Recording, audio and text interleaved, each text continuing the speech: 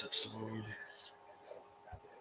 All right, what's going on, y'all? I'm sorry it took so long, but welcome back to another one of my videos. So, do another one of Mr. Ballen's Dark Story Secrets, and this right here is going to be pretty different. So, furthermore, I mean, I don't know if it's going to be copyrighted or so, but I'm gonna see. Until then, I'm gonna get right on to the process.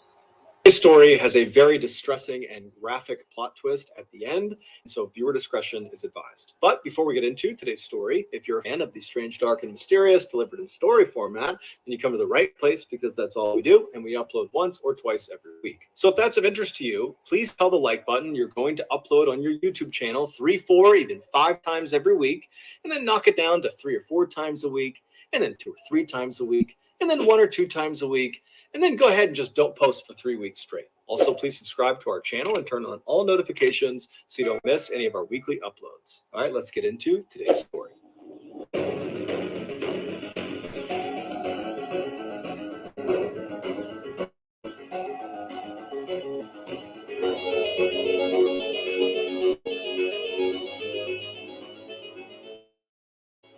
Morgantown, West Virginia is this beautiful place nestled at the bottom of this huge mountain range called the Green Mountains. What's it called? Morgantown, West Virginia. Yeah, that's pretty good. And I've been in Virginia. I didn't been to a state, but I've driven past it with my family. But yeah, Virginia is a pretty small state, though.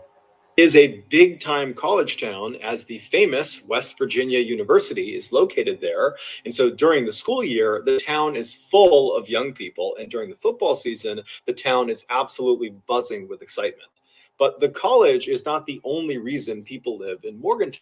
Lots of families choose to live there because there's so much to do year-round. Also, it's relatively safe. And in general, it's an up-and-coming place with new shops and restaurants and museums popping up every single year. But despite all of that, Morgantown is also known for something absolutely terrible, and that is the story of Skylar Neese. In 2012, Skylar Neese. 16-year-old Skylar Neese was a sophomore in high school in Morgantown, West Virginia. She was a straight-A student, and she worked part-time at a Wendy's, which is a fast food restaurant chain. And by all accounts, she was extremely well-liked by her peers, her co-workers, and had many, many friends. She was the only child of Mary and David Neese, and they absolutely adored her.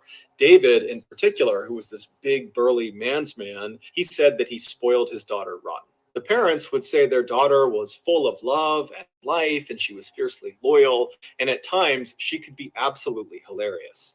One of Dave's fondest memories is when Skylar was a very young girl. He was home taking care of her by himself. And that morning, as he's looking after her, she asks him if he will participate in one of her trademark tea parties. And so David, the ever dutiful father, walks over and says, "Of course, I'll participate in your tea party." And he sits down in this little tiny pink chair, and his daughter, who's got her ballerina tutu on, she's across the table and she's all smiles, and she sits down in her little pink chair, and she hands him the little plastic teacup. And so he takes the teacup and he sees there's water. Hold on. What is it, Jack?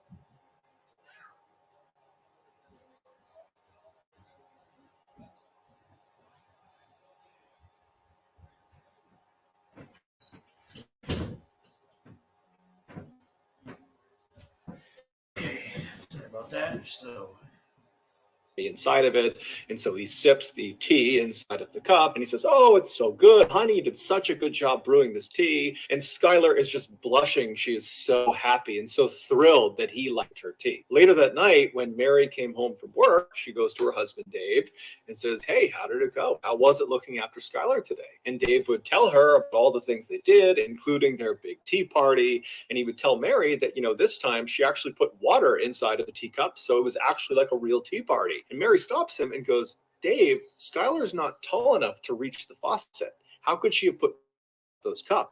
And it turned out Skylar was using toilet water to fill the teacups. Oh. Fast forward to 2012, and on the night of July 5th, 16. Whoa. Hey. Sometimes if your kid does that, you don't know if it's water or actual toilet water. Oh, yeah, that could be like a little bit hilarious, like really. But hey, that right there that's a little cute and hilarious though. But the father didn't know that it was toilet water. But don't drink toilet water. Old Skylar niece had just finished a night shift at the Wendy's restaurant, and she just got home. She walks through the front door of the family's apartment, and as soon as she gets inside, she tells her parents she's really tired. She wants to go to bed, and so she hugged both of her parents. She told them that she loved them, and then Mary and Dave watched their daughter walk down the first floor hallway, and then they watched her open her bedroom door, go inside, and shut it behind her. The following morning, Mary and Dave both had to work, so they were up early, and Skylar was not up. She was still in her bedroom, her door was still shut, and so they assumed she was just going to sleep in. And so Mary and Dave, they make breakfast, they're chatting, they're kind of doing their morning routine, and then when it was time to go to work, they decided, let's bother Skylar. She worked late last night, let her sleep in. And so the parents, they leave without seeing or talking to their daughter. Later that afternoon, Dave would come home early from work, and he gets to the apartment, he goes inside, and it's quiet. Now, Mary was still at work, but Skylar at this point really should not have been asleep. It's like 2 or 3 o'clock in the afternoon. And so he's thinking, she's got to be up around here somewhere. And so he yells out to his daughter, hey, I'm home. Where are you? What are you up to? But there was no response. It was just silent. And so he walked down the first floor hallway towards his daughter's bedroom, and he saw the door was still shut. Now, she only kept that door shut when she was sleeping. And so he's thinking, okay, I guess she must still be asleep. This is really late in the afternoon. So, I'm going to knock on the door and see if she's okay. And so he knocks on the door and says, hey, Sky, it's late in the afternoon. You got to get up. But there was no answer. And when he listened to the door, there was no noise coming from the bedroom.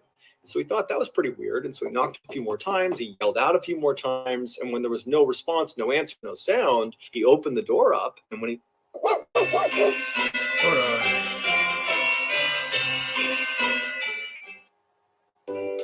Want to see what NWO can mean for your condition? Ask your doctor for more information.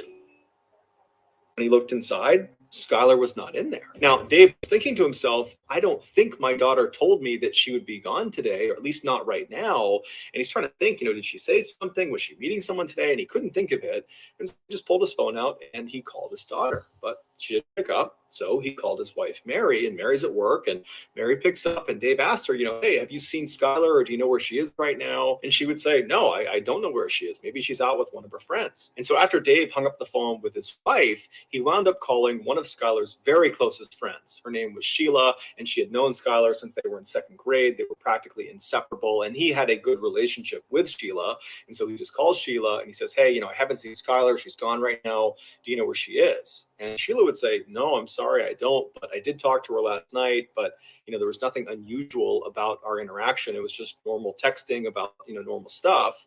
And so Dave said, okay, thank you. Well, if you could, can you please try to get in touch with Skylar? And if you do get in touch with her, please tell her to get in touch with us. Or if you hear anything about her, please just let me know. After Dave hung up the phone with Sheila, he kind of stopped and just looked around his daughter's bedroom and thought, maybe there's some clue in here about where she's gone. And at first glance, really nothing seemed out of the ordinary. But when he walked around her bed and was looking inside of her closet, he saw the mesh screen that should have been mounted on the outside of her window was in her closet. And he's thinking, why is that in there? There's no reason for it to be in the closet. And so instinctively, he just turns around and walks over to the window that this screen is supposed to be on.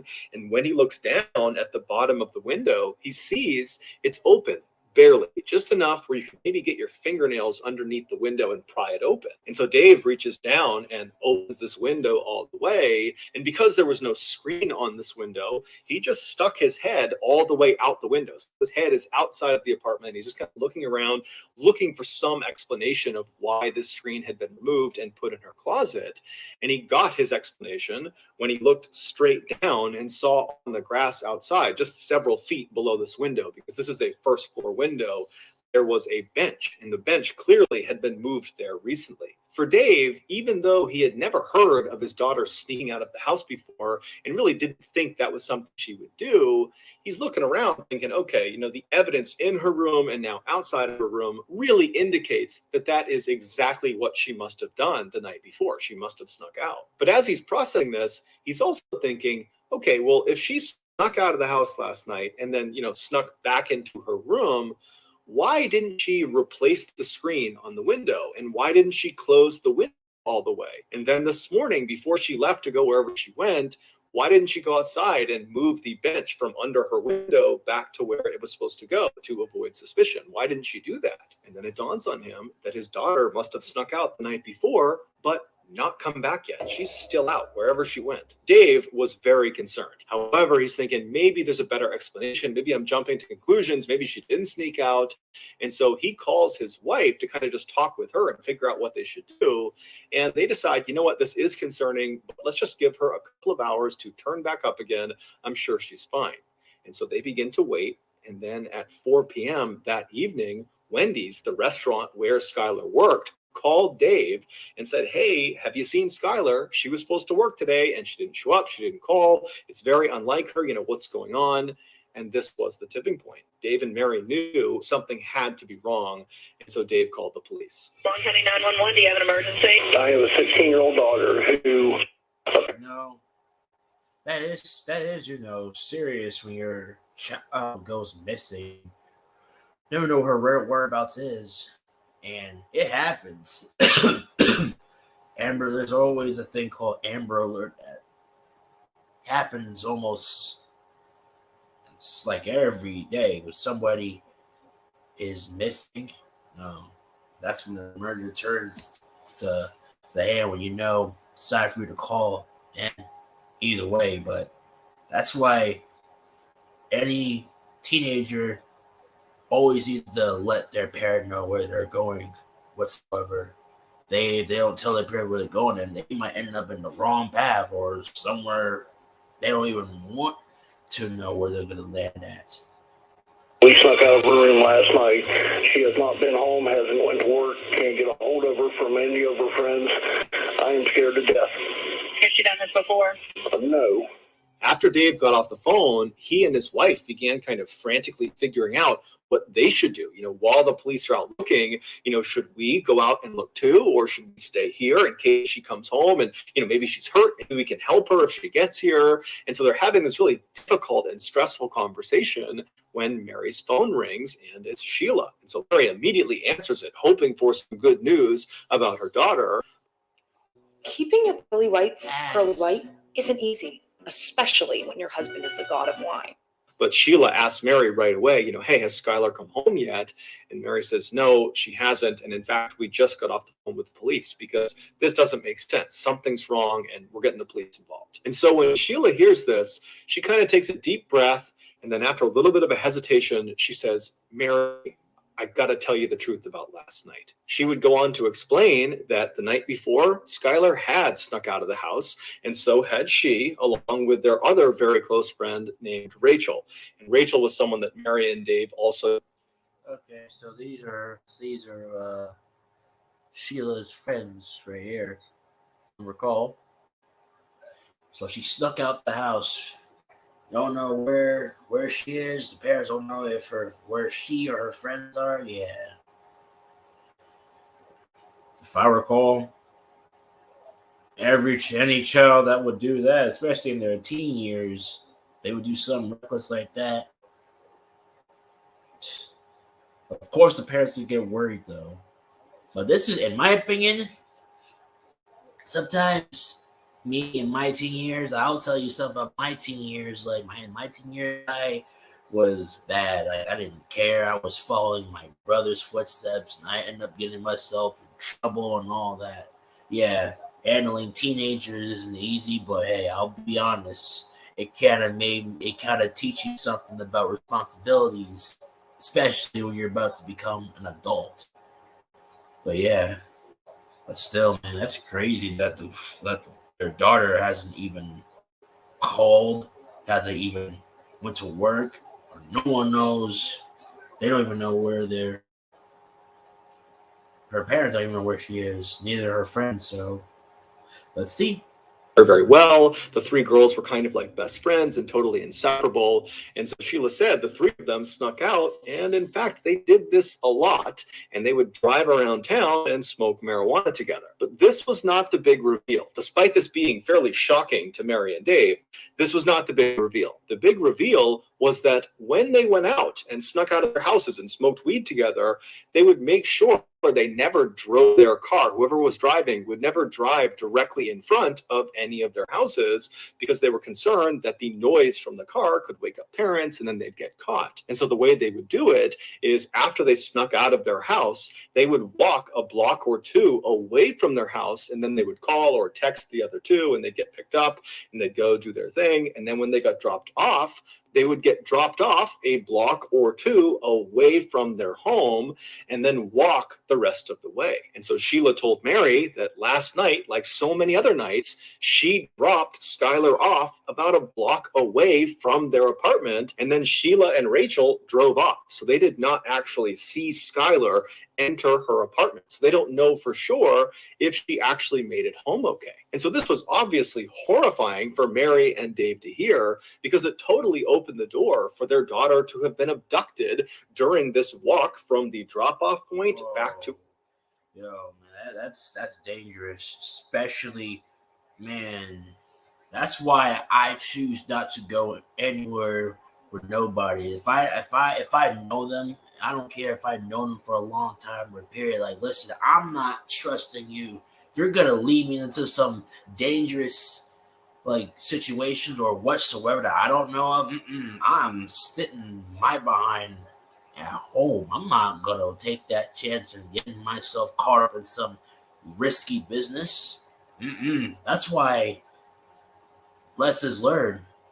If you're gonna get in the car with somebody, you gotta make sure if they're, gonna be for real and like watch over you or watch the road or drive somewhere where y'all will be okay. But either way, that is basically the reason why I didn't get in the car with anybody, not even my friends back in high school. Because listen, we all have different character traits and we all got different lifestyles. So either way, that's why I choose not to go anywhere. If I don't know them or whatsoever, then I'm not taking that risk. Her apartment, and the street she was on was not well lit. It's the middle of the night. It's dark. She's potentially high on marijuana. And so it seemed like that was a very realistic thing that could have happened, as horrifying as it sounded. And so after Mary got off the phone with Sheila, she called the police and she updated them about what Sheila had told her. And then Mary and Dave met up with Sheila and Sheila's mother and began searching the immediate area around their apartment in hopes that maybe, she fell somewhere and she's trapped and she just needs to be picked up or helped in some way. But after searching for several hours and knocking on dozens and dozens of doors, nobody saw anything. Nobody knew anything. There was no sign of Skylar. And so as this group is totally down, they don't know what to do. They feel totally helpless. Oh, her name is Skylar, not Sheila. My bad. Her name is Skylar. My bad. The police are out looking for Skylar, but they want to do something and they don't know what to do. And that's when Mary remembers there is a security camera on the outside of their apartment building that is looking down at the road. And four of them literally run back to the apartment building. They go inside, they find the security manager, they explain the situation, and sure enough, he pulls up the footage from the night before, and the footage they see doesn't make sense. Sheila had dropped Skylar off on that corner, kind of out of view of the camera at around midnight. But at 12:30, so 30 minutes after she's been dropped off, you see this unknown kind of generic looking car pull up right in front of the apartment complex. And then Skylar comes running across to the car, opens the back door, hops in the back seat, shuts it, and the car drives off. Even though this did not solve the mystery of where their daughter was, because they had no idea what car this was, who was driving it, or where they were going, Mary and Dave still felt relieved, because from their perspective, it seemed like their daughter had willingly got into this vehicle. Whoever it was, whatever they were doing, she had gotten in on purpose, which meant she probably was not being abducted, which was their big fear. Over the next couple of days, the police analyzed this footage and tried to get information about this car, but the footage was so grainy, they couldn't do it. However, the police were telling Dave and Mary, hey guys, I'm sure Skylar is going to show up any day now. As much as you may not want to believe it, that your daughter is capable of running away, it is fairly common for teens to do that. They'll run away, and then, a couple days later, they'll pop back up. And so I'm sure that's what's going on with Skylar. She chose to get in that car, and so I'm sure she will choose to get back in touch when she feels comfortable. So a couple of days go by, and the parents haven't heard anything from their daughter.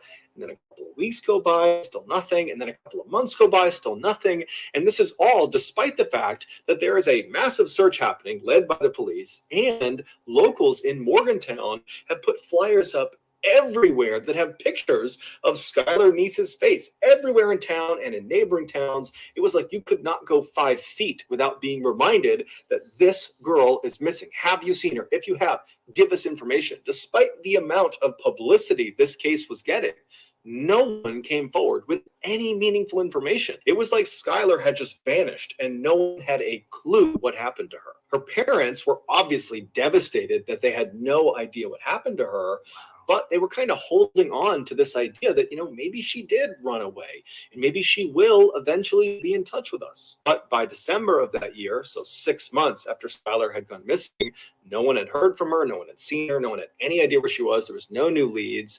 And so people were starting to feel less and less optimistic, and the case was starting to kind of go cold. And then on December 12th, something totally unexpected happened that changed everything. On that night, Rachel, the other friend who had been there with Sheila and with Skylar on the night that Skylar had vanished, she has a full-blown nervous breakdown. In fact, it's so bad that she's screaming and running around and she's punching her family members, and her mom actually calls the police on her. I have an issue with a 16-year-old daughter of mine. I can't control her anymore. She's screaming. She's running through the neighborhood. Give me the phone. No, this is over. This is over. Hurry up. Oh, God. Hurry up, please.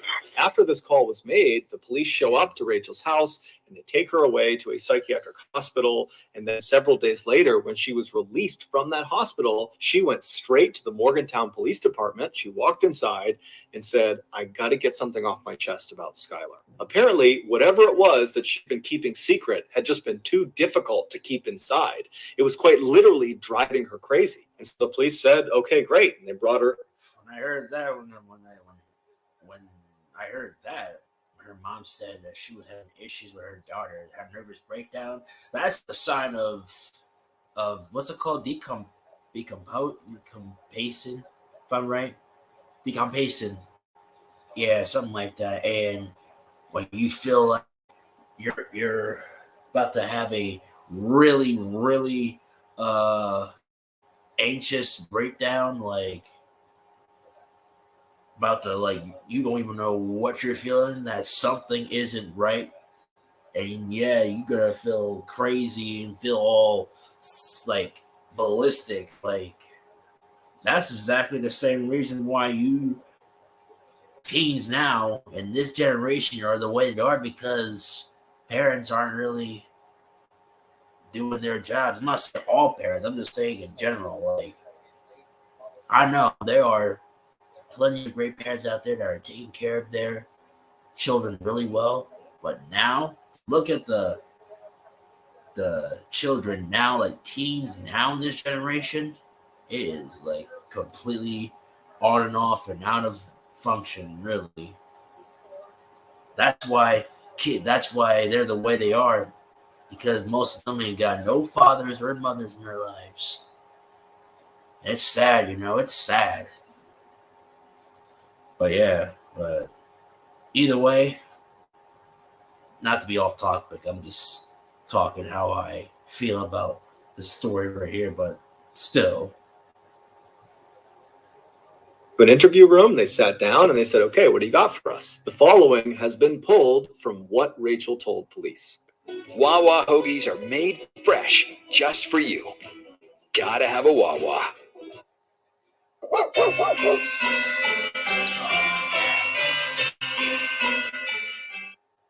Back on July 5th, 2012, Skylar came home from that night shift at Wendy's. She goes inside her family's apartment. She says goodnight to her mom and dad. She goes into her bedroom and she shuts the door. And she's laying on her bed. She's on her phone. She's not going to bed quite yet. And as she's laying there, she starts getting text messages from Rachel and also from Sheila asking her if she wants to sneak out that night.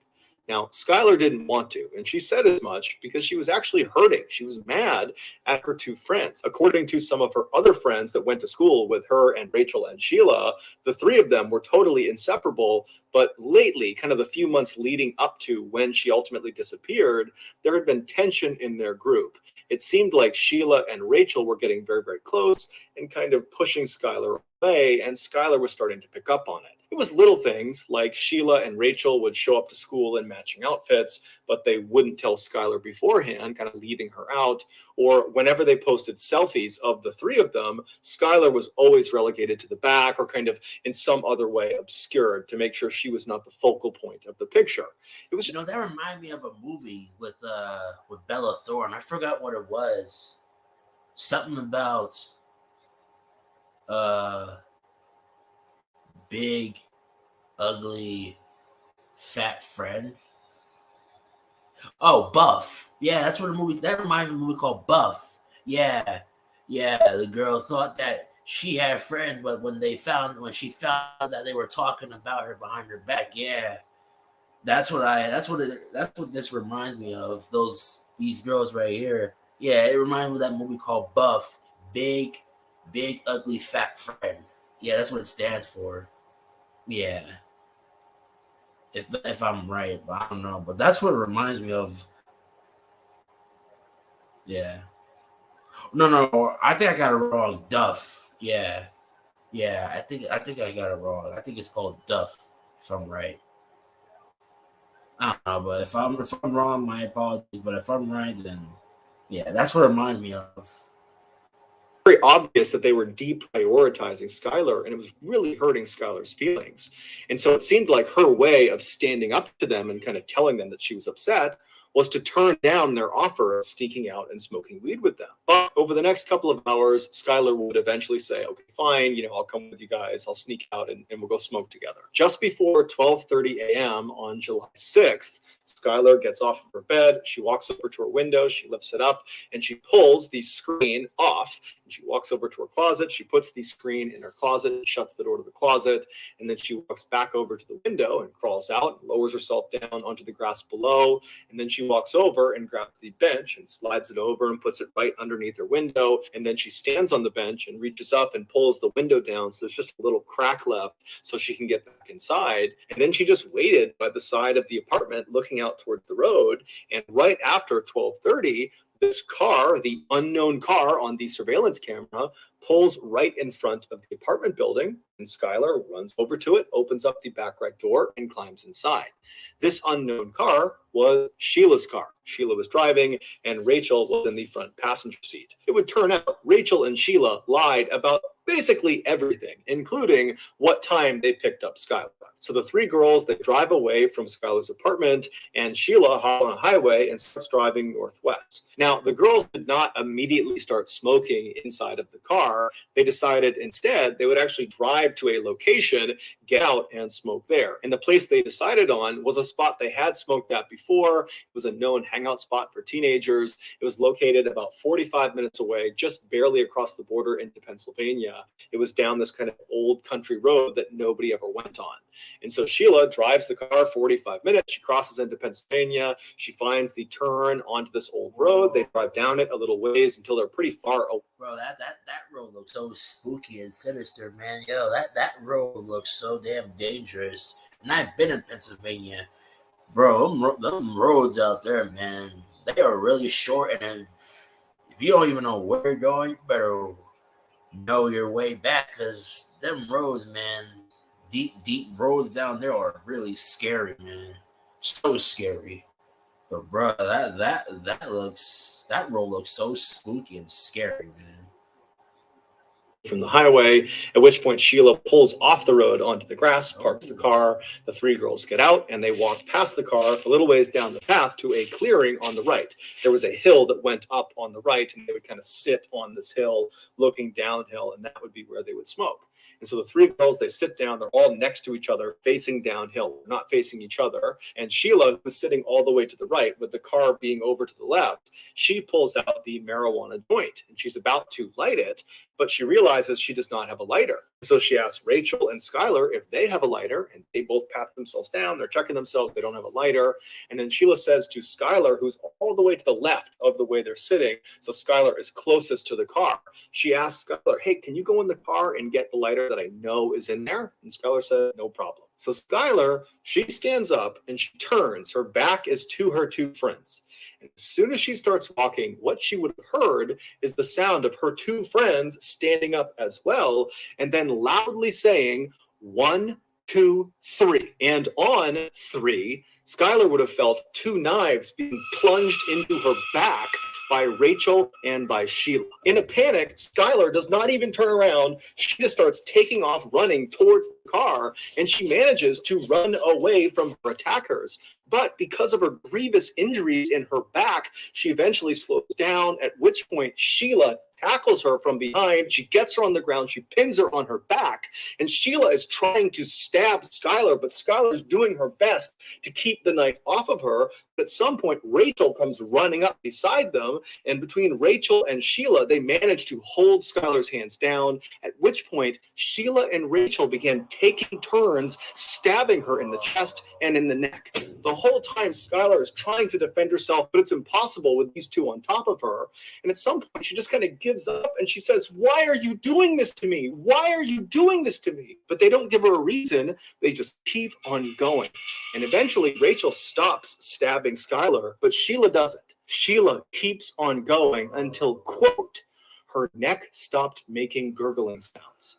And then once Skylar went still, Sheila stood up like it was nothing, and she and Rachel just walked away from her body back to the car. They went around to the trunk of the car, they opened it up, and inside was shovels, bleach, trash bags, rags. They had brought along a kill kit because they knew what they were going to do this night. And so they start by cleaning themselves off. They get the blood off of them and off of their weapons, and then they take the shovels and they walk a little ways off of the road, kind of into the woods, and they try to dig a grave, but it would turn out the ground was too hard. And so they abandoned the grave idea and just grab Skylar's lifeless body and drag it just about 6 feet off of the road and kind of chuck it against a log. And then they threw boulders and sticks and anything they could on top of her body. They don't know if she's still alive at this point. So they're potentially dealing the fatal blow with these rocks and logs.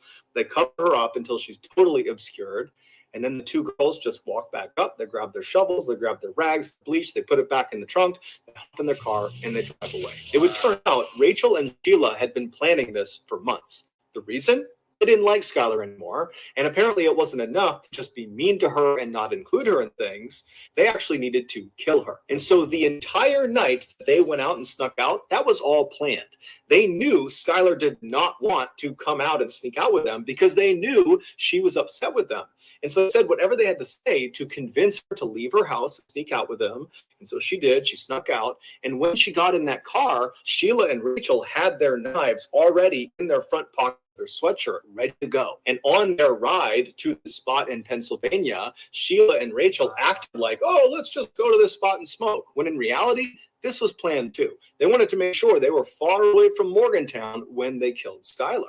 And so when they got there and they walked down to their spot to actually begin smoking, Sheila and Rachel had intentionally not brought lighters, and Sheila had left a lighter in the car specifically so she could ask Skylar to go get it. Because the plan was, as soon as Skylar gets up to get that lighter and her back is to us, Sheila and Rachel had promised each other that they would count to 3 and then attack her. Ultimately, Rachel would be sentenced to 30 years in prison, but she'll be eligible for parole in 2023. And Sheila would be sentenced to life in prison, but she would also be eligible for parole in 2028. During their trials, Rachel was very remorseful and even gave an apology to Skylar's parents during the sentencing phase. Sheila, on the other hand, smirked during her trial. For most of the time, she was smiling and totally making light of it. She said she didn't do it. She was totally not remorseful. remorseful, and she did not offer an apology to Skylar's parents. She did, however, leave an unbelievably cruel message on Twitter. In March of 2013, when the police came out and officially said, "We have identified the remains in the forest in Pennsylvania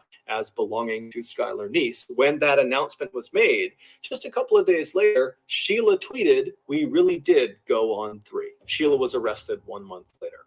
So that's going to do it, guys. If you got something out of today's episode and haven't done this already, please tell the like button. You're going to upload 3, 4, even 5 times a week on your YouTube channel, and then drop it down to 2 or 3 times a week, and then 1 or 2 times a week, and then abruptly just go absent for 3 weeks straight.